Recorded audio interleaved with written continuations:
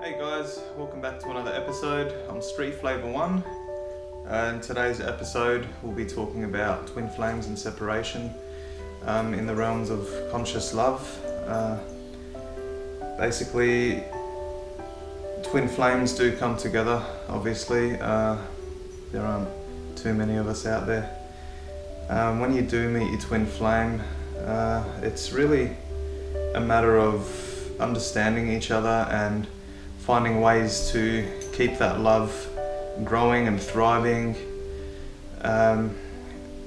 It can be hard at times, obviously. You do come to the points of separation where you find yourselves clashing and basically, having your differences and whatnot, and it's more about working out with the depths of your emotions where everything lies, and you start to question everything and see basically what's going on between you two.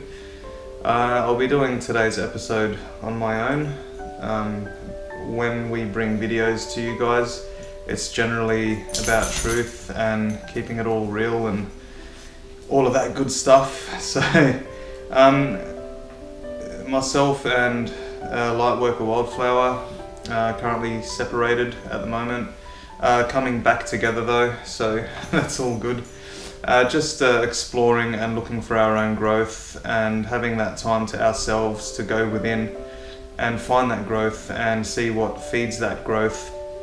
So taking it from that perspective, you come to the point where you understand that separation is not always a bad thing. If it's meant to be, you will come back together. So this will just be a short video on emotions and how I'm feeling in the whole scenario.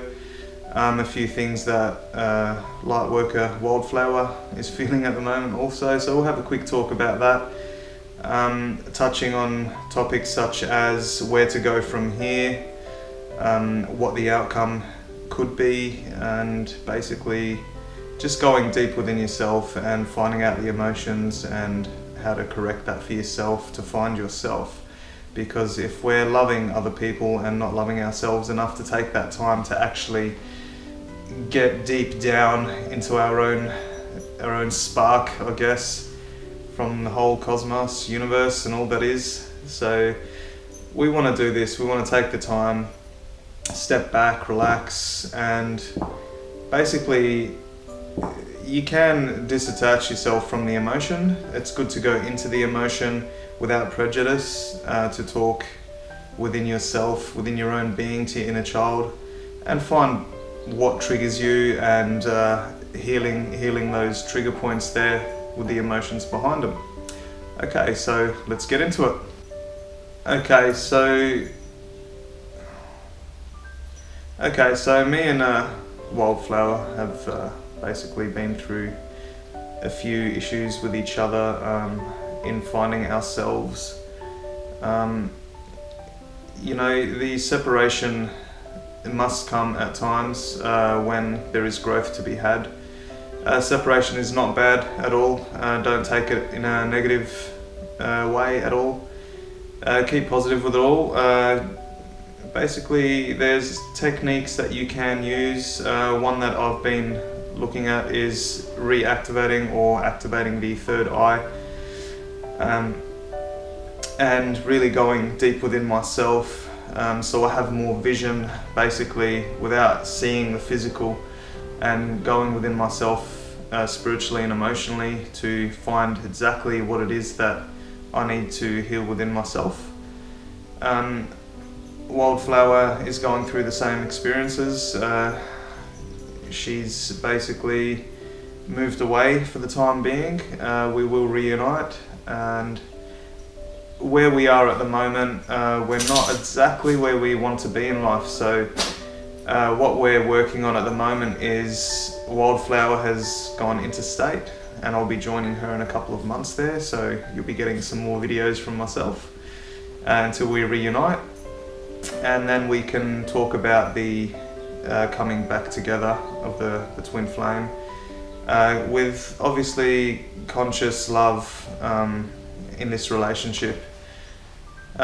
We generally tend to stray our minds and go, I guess, off topic and whatnot, and lead ourselves away from our own truths. It's pretty important to stay focused and calm through the whole process, so that we don't basically steer ourselves away from our own truths. And going a bit further into it, I've been feeling I guess a bit of sadness, a bit of loneliness. You know, it's always hard being separated from your twin. You have that emotion, you know your twin is your twin when you're feeling each other, even though the other's not around. So knowing that connection is there is very important, and staying tapped into the other person is also highly important in a relationship. And basically feeling each other and knowing where you're at all the time. You can go days without speaking, which is okay, it's not so bad. We generally tend to feel insecurity. You might have jealousy issues pop up, doubts and where everything's going. My life's in shambles and it's all up in the air, but it's very important to keep yourself calm and still with the whole process. So with the technique I've been looking at lately, I have been before bed doing this technique and subconsciously embedding it into my mind, so that when I do go to sleep, I'm triggering my third eye to be awake and be aware and open up. Very important stuff. Without our third eye, everything seems a bit confusing. Once you've activated it, you will know the difference. So going a little bit further into that, the technique goes like this. Basically, we close our eyes, cross our eyes together, and look up at our third eye as if it's right there.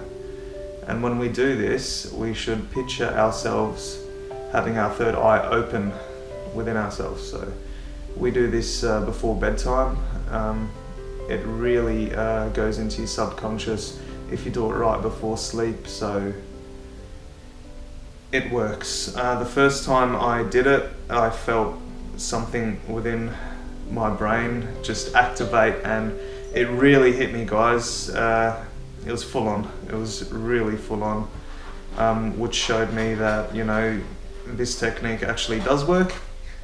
If you do want to look at it, just punch it into YouTube. Activating the third eye.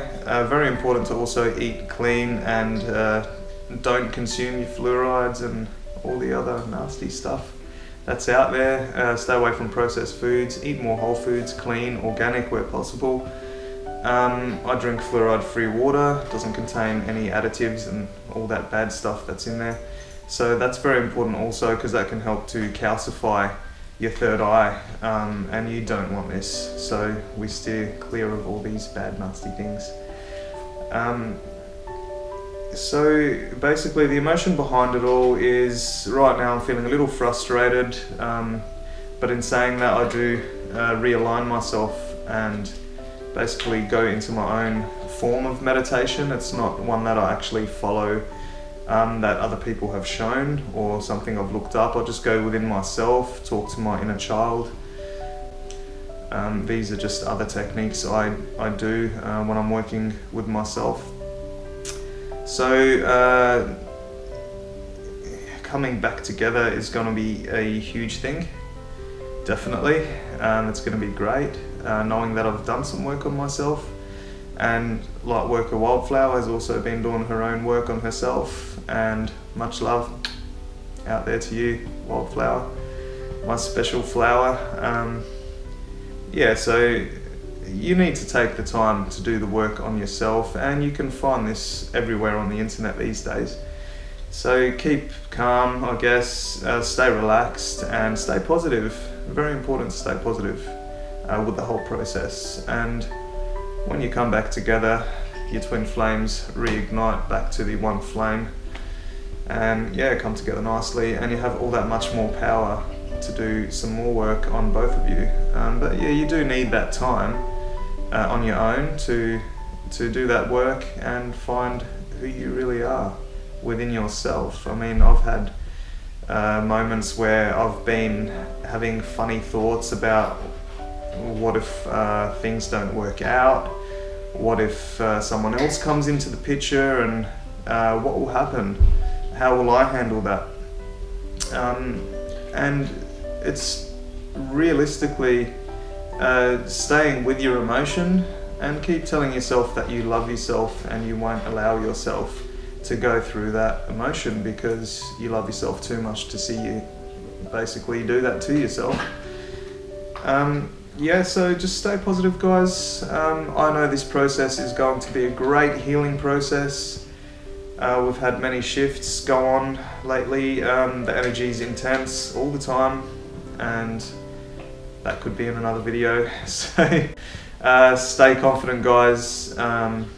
Yeah, just be real with yourself, love yourself before you can love anybody else, and share that love that you have with somebody else. And if you feel that you want to give your love to somebody else, the way I see it personally, and this is just my personal opinion from my emotions, what I feel from within myself, is that you can't give your love to somebody else, but you can share it with somebody else, because you don't want to give your love away. You want to keep that love deep within yourself, within your own spark, and it's important to do that so that you don't lose your self-love, and in doing so you create that intense and powerful feeling of love and that strength from within that really comes from within.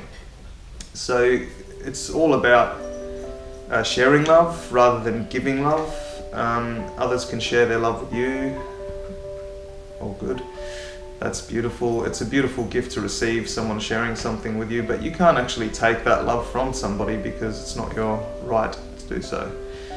And it's only divine, basically, when you receive such special gift from such a special person who means so much to you in your life, who's so important, having their presence there or just being emotionally connected to them. So it's basically sticking to it, loving yourself, and knowing that that love is always going to be there no matter what. And so stay posted, guys. Like and subscribe, tap the bell for notifications, and let's see where this story goes. Love you all, guys. Thank you. Peace out. Have a great day. Peace.